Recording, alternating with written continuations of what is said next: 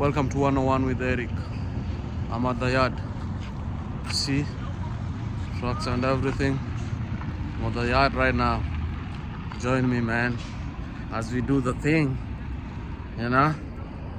Yep. So I'm going to share with you the journey of why I joined the truck, and is it something that is worth doing? Yeah, so join me. We're gonna talk about it, and then I tell you the failures or the fails or the downs when you're trying to do or join trucks. People like talking about success, but there's always fail, or there are always fails on the way, and that's what I want to talk about, so that one day when I become the boss or when I become successful on trucking business, then I'll have a positive story after that. But for now, let's talk about the failures on the journey to doing the truck. Yeah, that's my boy. Yes. So here are the big boys, the big machine. Yeah, so this is the one that I've been training on. This is the one that school provides for you to train on. The flatbed one, and then we have the other one. But yeah, so you use that for your training and everything. And then we also use this. We have the other one, the other side. So the school provides so many trucks that you can use to train. But mostly I've been using this big baby. Yeah, big baby. So let's go inside so that we talk about trucking. Yes. Welcome, man. So this is a big machine. Trying to show you. Yeah. Peterbilt. Yeah, pretty good, pretty nice. But anyway, the reason of doing this video, as I said, it's just to show the failures that I've had trying to get into trucking and getting into trucking as a business. So most of people think that when you are Maju, you'll be working at Biden's office or something. No, like people work in these shoddy jobs, you know. Mostly if you've not gone to school, like you've not had a chance to go to college and do these special trainings and everything. So I found myself into that category, like how I'm here. I want to better myself in everything that I'm doing, but I was trying to see what will be the best way to better myself. And mostly with me, since when I was back in my country, I've never wanted to be employed. I've always done self-employment in everything, and it has always paid back well. But when I came here, I had to get into employment, and I wouldn't say that it's that good best employment. It's the one that helps you pay your bills. As everyone knows, in America you work to pay the bills. So, and then now I was asking myself, what would I do that will help me increase my income, help me better myself, help me do other things that I've been doing, you know. So I found just researching and everything, I found someone who is my mentor, and he's doing trucking, and he's not just doing trucking the normal truck driver. He's doing trucking as a business, and I think I liked that he was doing trucking as a business, you know, because when you do the trucking as a business, first of all,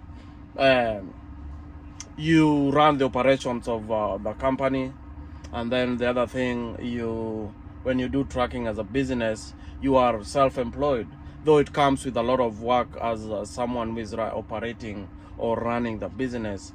But it brings self-employment, creates opportunity for other people. Maybe if you have drivers and everything, you find yourself employing other people, you know.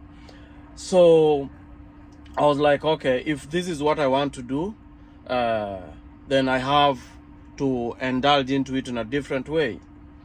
So he tells me what I need to do, like start a company. After you start a company, you go buy truck. And I was like, I can go that route, but I need to know what the truck really entails, or if I will give a driver my truck and then he goes and leaves it in the bush because you are not agreeing at some point, what are you gonna do? Are you gonna hire another driver? What? It will be good if I just go by myself, pick up my truck and bring it back, or take it wherever it was supposed to go. That's why I decided, okay, let me do this thing as a business. And before that, I need to know the ins and out when it comes to trucking, or being a driver or a truck driver. So I went and registered in a school. And because I was not going for the primary truck driving, that you go and then these big companies train you, and then you work for them for 2 years as you pay for the money for your schooling. I was like, I'm gonna use my own money to just pay for it. So I pay for my own classes for trucking. And yeah, and that's when the music started. People be thinking that, or people like talking about success. People like talking about how they succeeded, and they never tell people the intricacies of how they fall 100 times to get to where they are. And that's what I want to talk about. So I start schooling. And it's not. Sorry, my camera just went off, but we'll continue. So I was saying, people like talking about their success. They show how they've done and lavish the life that they are now living, but they never tell people the pitfalls or the hardship that they went through to get to where they are. You know? So with me, when I start my schooling, everything goes good.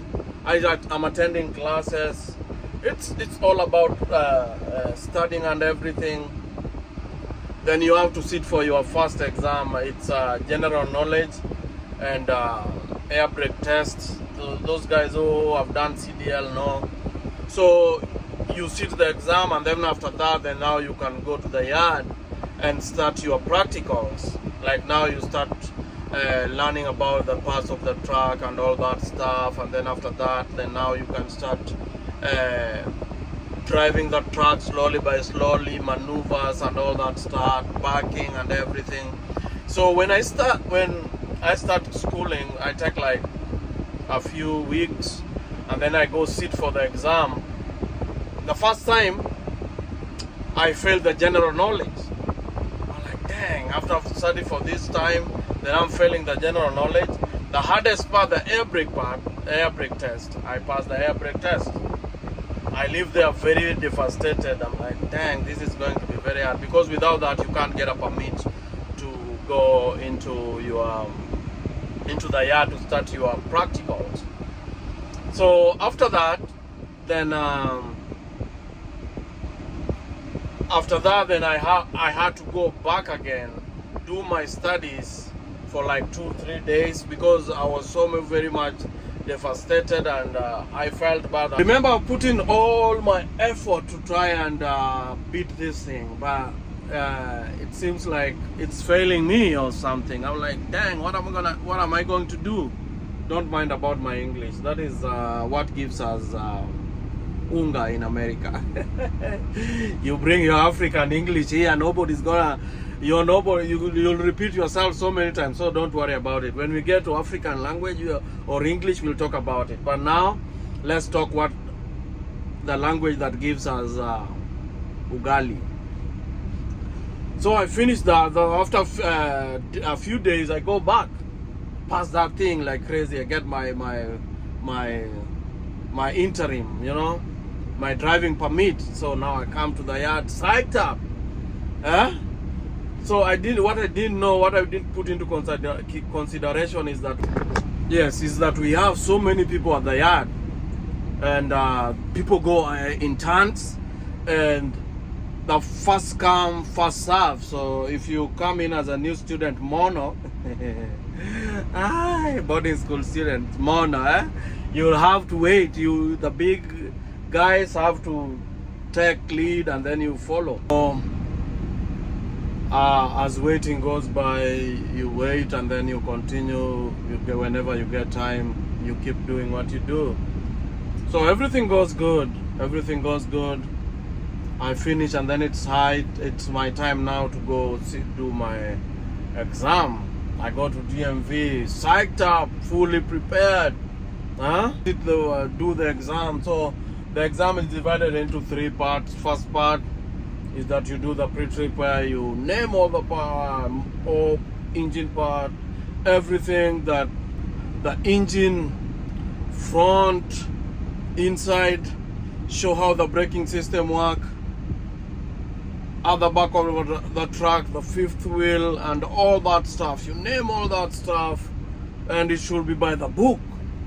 So I kill that thing, and then I come inside, do the air brake tests, which should be exactly, because that's your life. If you fail the air brake thing, then that means you can kill people, or you can cause an accident because you don't know how the air brake works. So I kill that thing, and then I go on the parking. Same day parking, I go there. I'm like, dang, I killed that thing. I did my parallels and everything.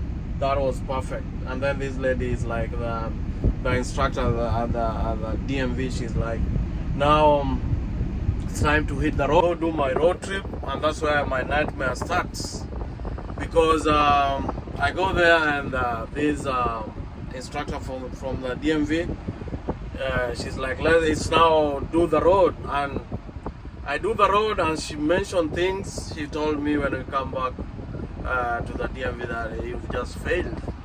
I'm like, okay, I'll take fail. And she assigns me another day. And then I go back on the other day again. Now she mentioned 100 things, bro. She mentions 100 things. I'm like, now confused right now. The other time there were like 2-3 things. Now there are tons. So she's like, today too I'm gonna fail you. And then now I have again to go. Back. You see? So if I'm there, if I give up quick, then that's the time to call it off. Mark you, I've invested like almost $5,000 in this thing. Over. And now if I give up at that time, I'm like, no, I'm not giving up. So I'm supposed to go back again, and then I'll see how it goes. If I'm going to fail again, I don't know, but I'm supposed to go back again.